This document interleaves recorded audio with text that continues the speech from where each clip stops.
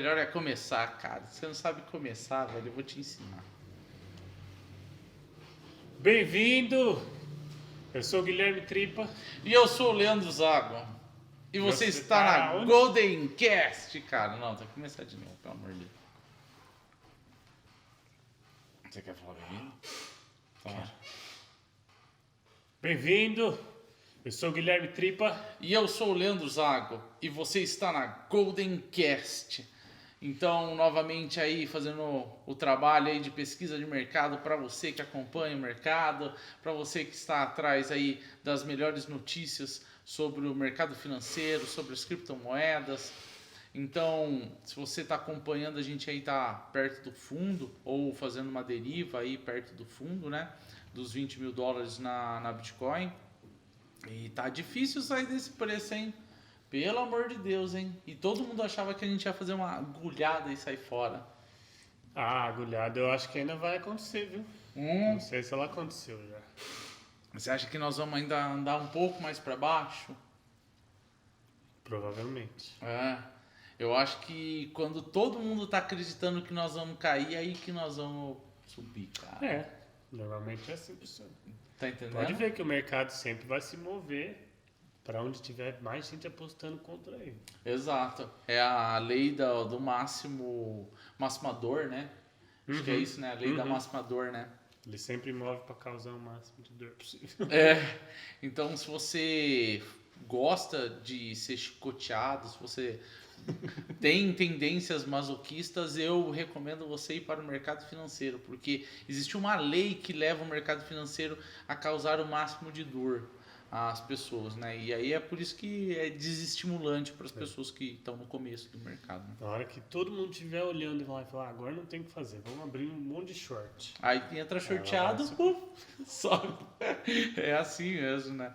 Mas falando desse desespero aí que está acontecendo no mercado, né? Você viu que a Voyager, né? Ela decretou falência, cara. Complicado. Né? Complicado. E eu não acho que ela vai ser a única, não. Eu acho que nos próximos meses aí a gente vai ver mais disso acontecendo. Segundo a estatística aí, né? Nesses últimos 30 dias, 25 exchanges fecharam as portas. 25 exchanges decretaram falência. E o caso aí da Voyager, né, que a gente conhece, a gente acompanha já faz um tempo, né? Ela decretou falência porque ela abriu as contas dela e falou que ela tinha muito capital alocado na Three Arrows Capital, né? Que também decretou falência. Então é como se fosse um dominó. Você tem capital na empresa. Exato. Né? Certamente tinha outras empresas que tinham investido na Voyager. Aliás, ela é de capital aberto no Canadá. Você exato. não investe nela só com o token, você pode investir como se fosse uma bolsa, né? Com as ações da empresa mesmo. Então, o que está acontecendo? A empresa está falindo, quem estava segurando o token já era. Já foi, porque não vale mais nada. E eu vi a declaração deles, eles falaram que eles estão passando por aquelas coisas para se recuperar, né? E a proposta é que depois de se recuperar, eles vão ressarcir os clientes que tinham dinheiro lá em cripto. Eles vão ressarcir com parte em cripto, parte com ações da empresa, parte com o token. Nossa senhora. Então, parte da empresa e parte com o token é a mesma coisa, né? Então, não ganhou nada. Você vai sair com um pedaço que você tinha antes e ficar feliz. Não que investir em bolsa não tenha o mesmo risco, né? A gente tá vendo aí a Magazine Luiza sair de R$20 a unidade aí do papel dela para menos de R$2. Magazine Luiza é cripto, na verdade. Não avisaram. Magazine não avisou que é cripto, né? Bizarro, cara. Então, às vezes a gente acha que cripto tá muito longe aí do mercado de ações, mas não tá não. Se falir uma empresa, talvez você não receba o seu dinheiro, né? Bem bizarro. E falando em falência, acho que você me falou dessa notícia esses dias do Barsi. Barsi, que tava comentando do que ele acha que vai acontecer com a Magazine Luiza um dia. Ele acha, para quem não vê essa notícia, de que a Magazine Luiza um dia vai falir. E não só ela, ele falou de todas praticamente, Americanas, Casas Bahia, Via Varejo. Todo mundo que trabalha no varejo aí, né? O Luiz Barsi, para quem não conhece, é o maior investidor brasileiro de CPF, né? Então, se você é um investidor na Bolsa de Valores no Brasil, você tem um cadastro lá na CVM, né? E aí eles sabem quanto que você mexe por mês aí, quanto que você tem investido. E ele é o maior investidor unitário aí no Brasil.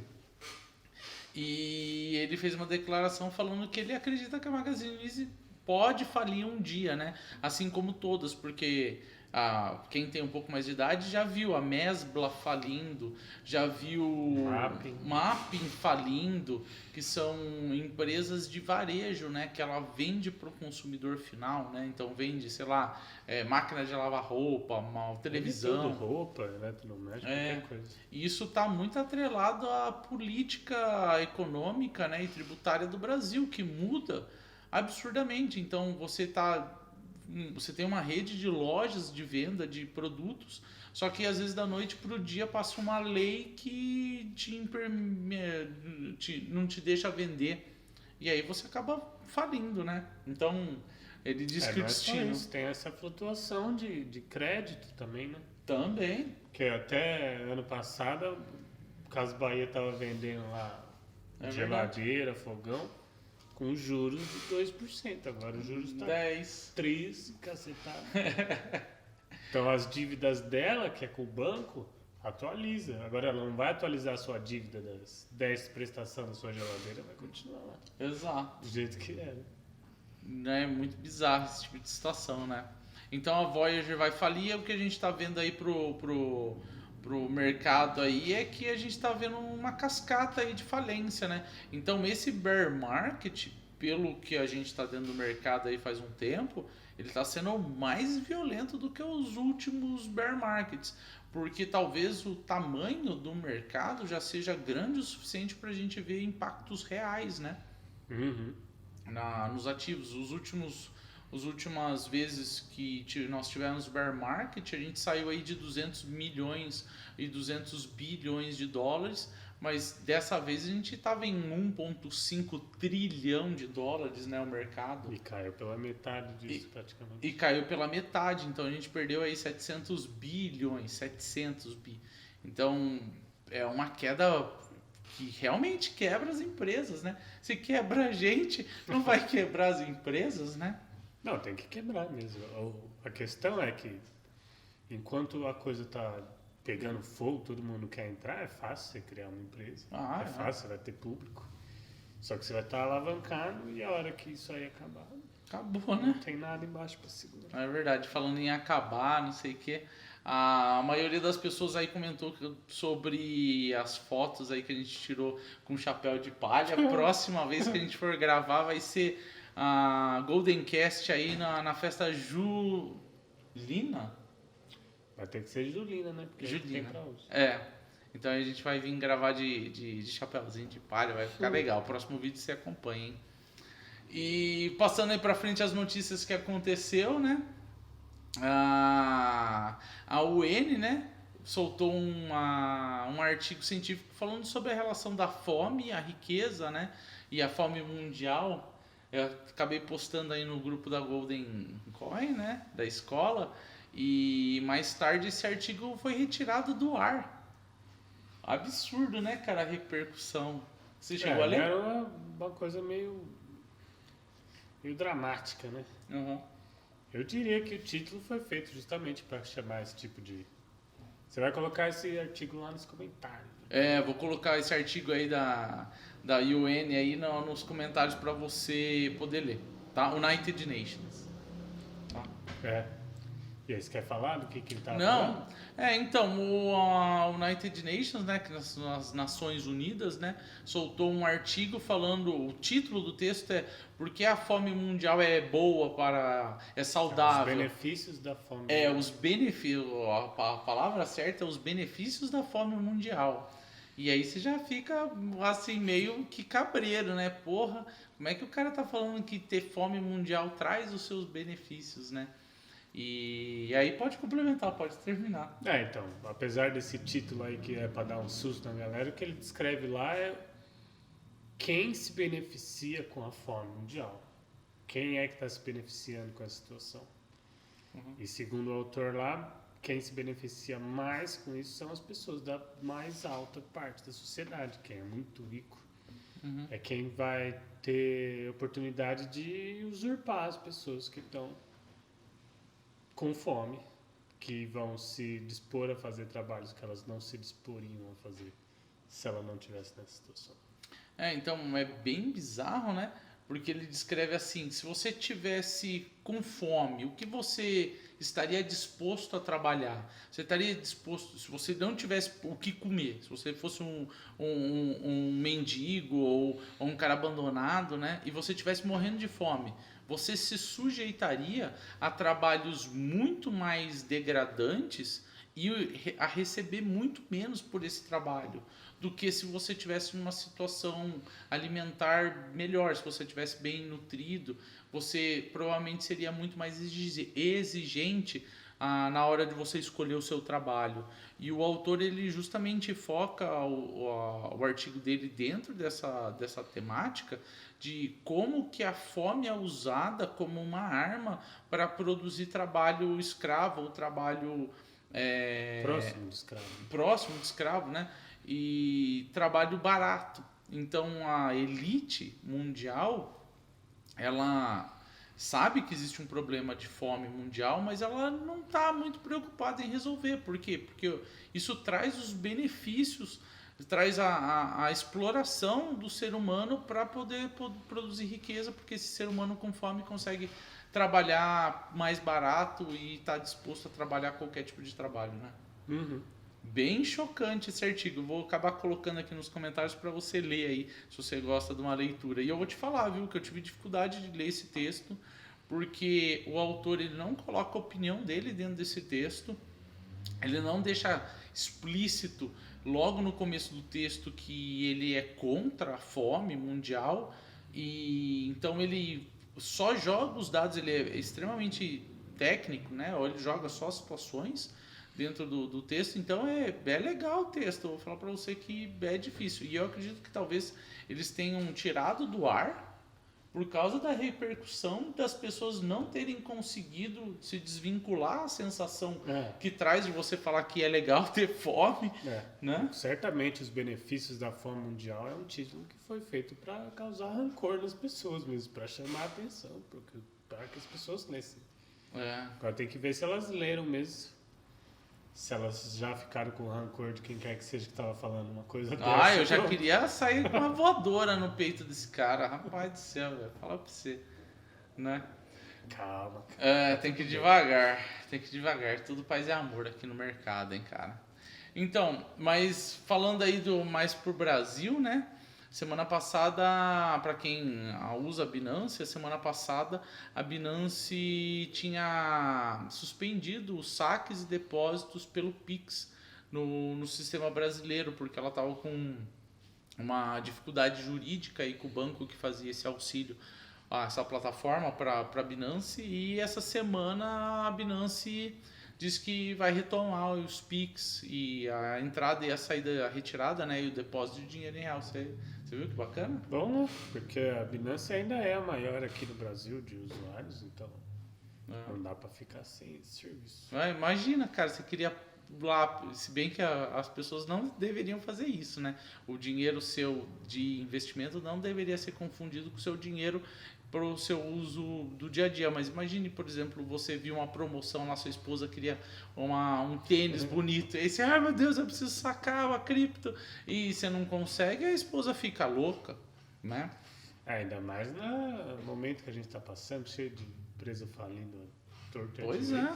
Não custa nada. Primeira, todas elas fazem exatamente esse espaço, elas bloqueiam o saque, aí falam, não, a gente vai se recuperar, tá tudo bem, aí ela...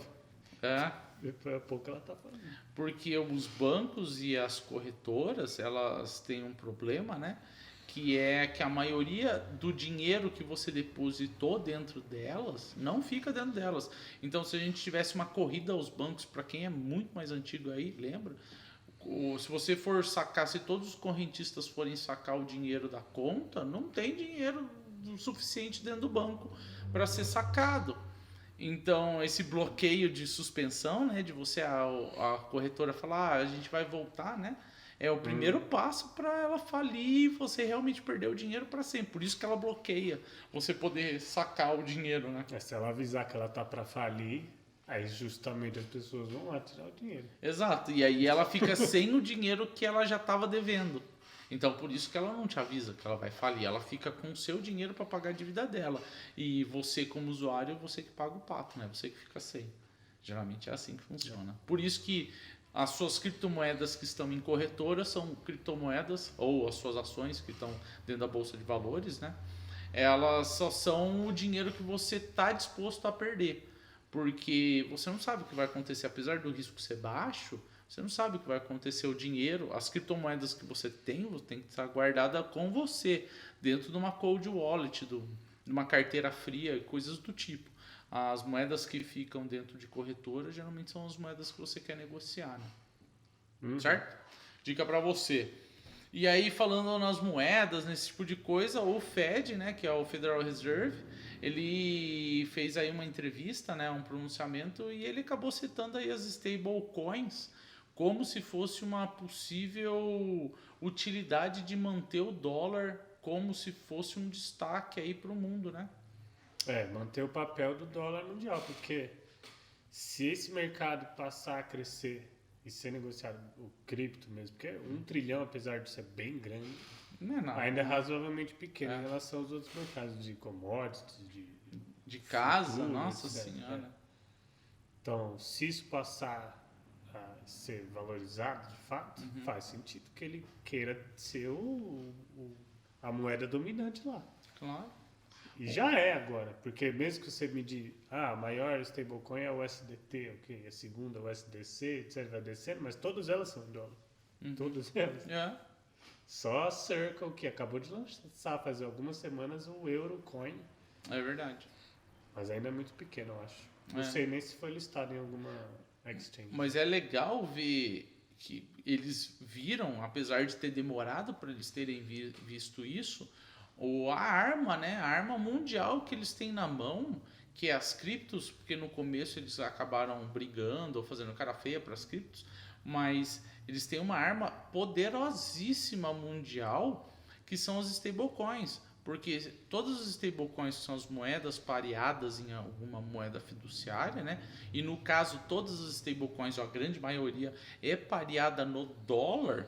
Se você, por exemplo, você no Brasil quer comprar dólares, você precisa de uma casa de câmbio, você precisa do Banco do Brasil, do Banco Central, comprar dólares.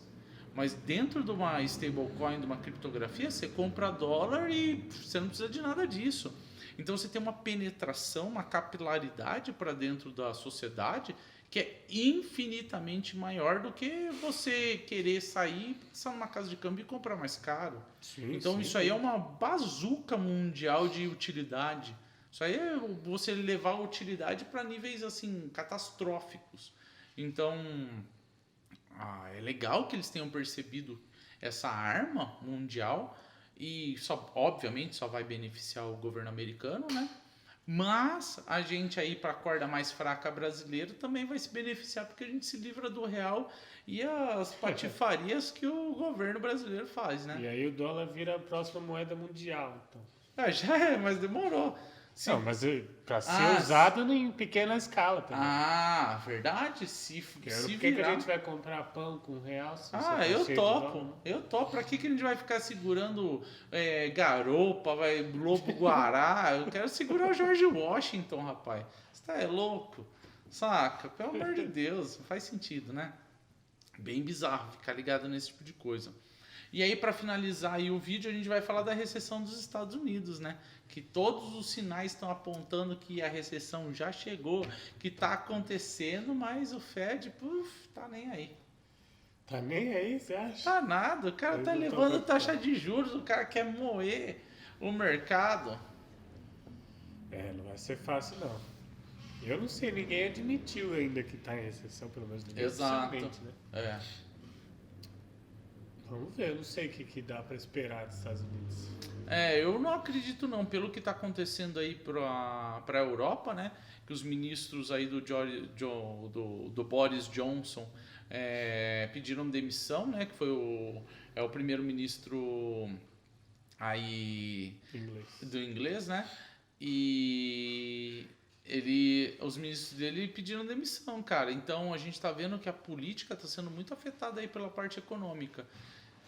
Eu não sei se o governo americano vai conseguir segurar essa recessão sem voltar atrás e começar a injetar dinheiro para que a recessão não aconteça, como foi exatamente nos últimos suspiros aí, os sustos que a gente teve da recessão. Eu acho que se for ver, eles estão apostando que a recessão está batendo na porta de todo mundo. Né? Exato. Não tem ninguém que está em paz com a economia tranquila e indo para frente em paz. Então eu acho que eles estão apostando em que eles vão conseguir se segurar mais do que os outros. Os Estados Porque Unidos. a hora que alguém, por exemplo, a Europa, que está com mais problema, porque lá vai começar a ficar frio, não tem combustível, não vai ter como aquecer as casas. A Europa tá ferrada. Se ela cair antes, aí ele não cai mais, porque ele vai ter oportunidade de vender para Exato. Então eu acho que eles estão se degladiando aí para ver quem é que vai segurar até o final. Para ser o último a cair. Exato. Pode ser mesmo. E aí, se isso acontecer, talvez a gente não veja a recessão americana, né? Se ele conseguisse segurar mais do que os outros, não. Olha que bacana, cara. Às vezes a gente tá vendo aí essa situação toda achando que é o fim do mundo, apocalipse, mas no final quebra-se a Europa, acontece o que deve acontecer e o último a cair seja o governo americano e seja ele a bancar ou a emprestar dinheiro ou a vender commodity ou a vender combustível pro lado quebrado e lucrar em cima dessa necessidade aí europeia. Mas, né? Gente, sempre tem a chance de acontecer uma fatalidade e todo mundo cair junto. Verdade. Sabe o que vai acontecer. É uma batata quente, né? Que tá rodando 50 batatas na roda. Vai cair a galera. Mas tem que ficar esperto, né? Eu tô apostando aí que o mercado de cripto vai recuperar mais rápido, que talvez a gente vai ter esse uso aí das stablecoins pelo lado dos Estados Unidos aí. E eles já estão bem avançados já na parte legislativa de criptomoeda, né? Falando nisso, só para fechar, você viu que bacana aquele artigo da resistência das criptografias a computador quântico? Muito legal mesmo. Aquela agência é como se fosse o Metro dos Estados Unidos. E eles estavam rodando uma competição entre qualquer um poderia mandar os algoritmos deles para eles analisarem lá. E eles estão começando a lançar os vencedores da coisa. Você viu que tem um deles lá? Eles escolheram 4, pelo que eu li. 3 deles usam a mesma função matemática lá, que eu não conheço ela, mas que foi um desses 4 usa hash. Que é a mesma coisa que a maior parte das criptos que a gente está usando.